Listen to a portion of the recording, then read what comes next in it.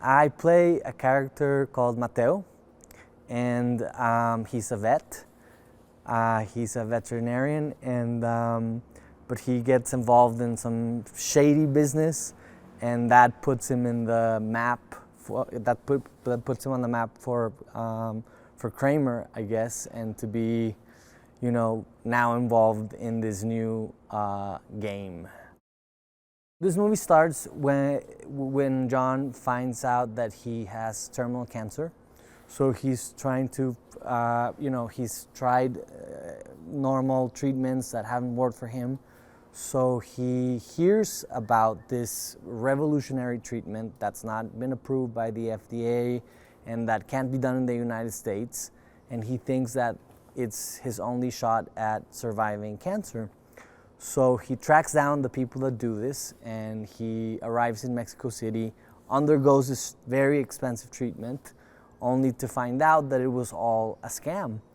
And that really pisses him off and sets off the whole movie because he wants to make sure that everybody that was involved in that pays for it.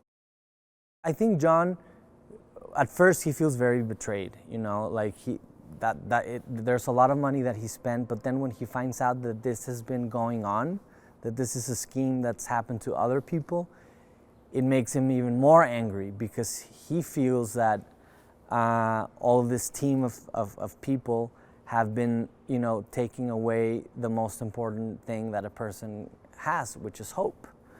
So it gets a little bit philosophical because these traps become more about teaching the people that are in them the value of life and the value of truth and the value of hope.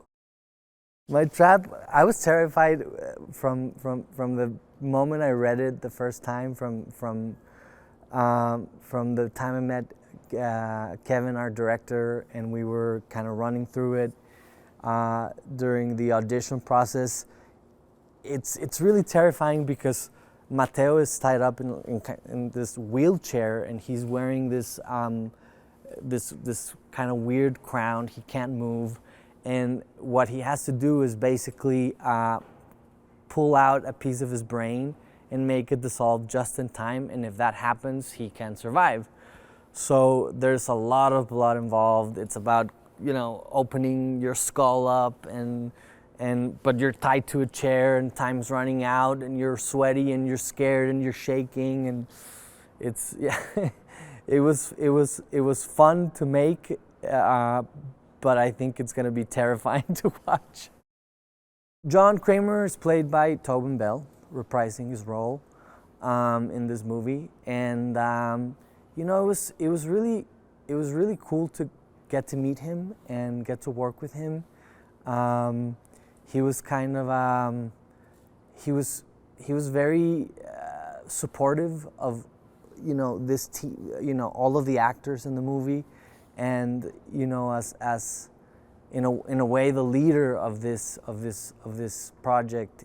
He was he made sure to keep us all together, and he was always, you wouldn't imagine the generous human being that's behind this character, because he's so, he was so concerned with making all of us feel like a part of the family. Amanda's played by Shawnee Smith, who's also back reprising her role. What's awesome about her character is that she doesn't care. I mean, she's just all in, and she firmly believes in John Kramer's philosophy. I mean, she really has become a sort of disciple, and so this belief that she has in him and his methods make her a very dangerous opponent in this game. The movie's being directed by Kevin. When I met him, I was like, I can't believe this guy is directing, this kind of a movie, because he's the sweetest guy in the world.